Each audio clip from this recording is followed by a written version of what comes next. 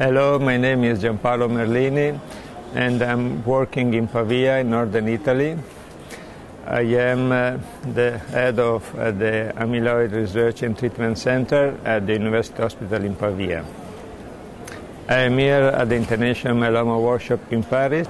We have just finished the session dedicated to myeloma-caused nephropathy and Al amyloidosis, and I would like to share with you some highlights of this session. Professor Mark Pepys from the National Myeloma Center in London just presented his very exciting data about the possibility to remove the amyloid deposit using a combined approach.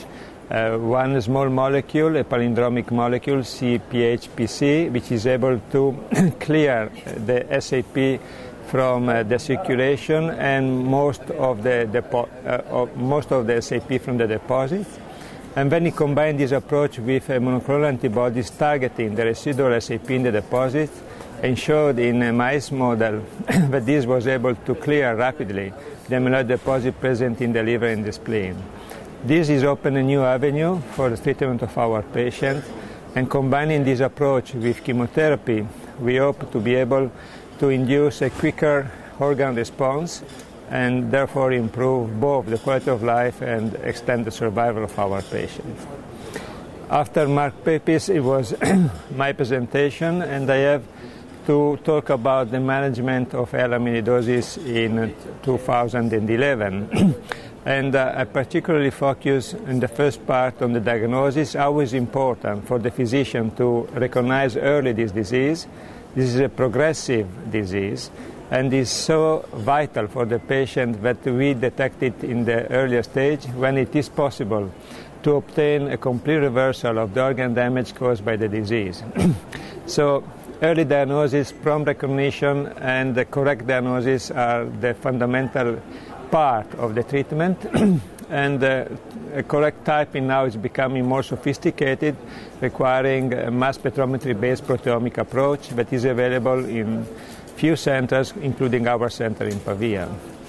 Once you have made the proper diagnosis, then now the physician has many tools to treat this patient.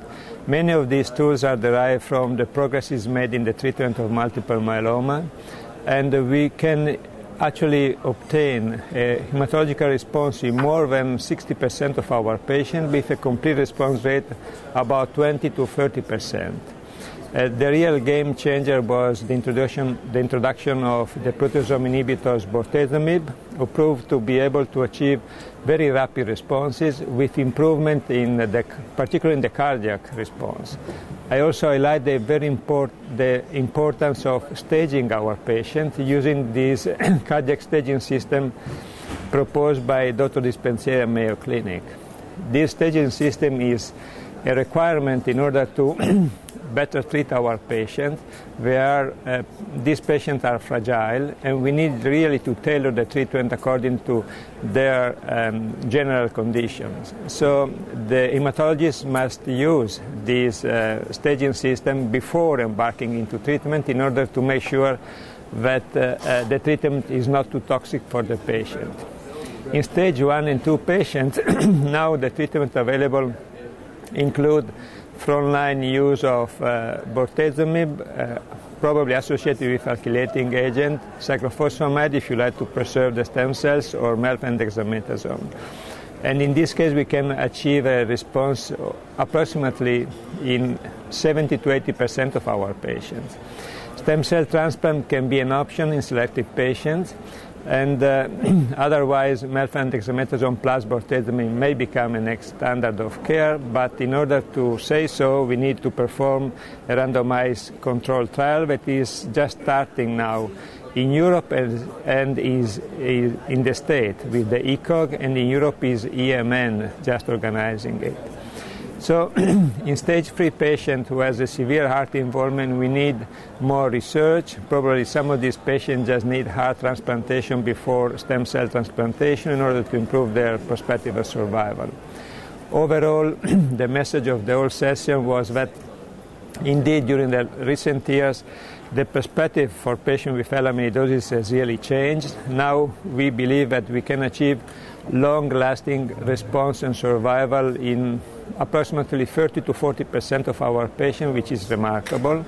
But we are really looking at curing these conditions, combining the new drugs with this new development in anti-amyloid treatment.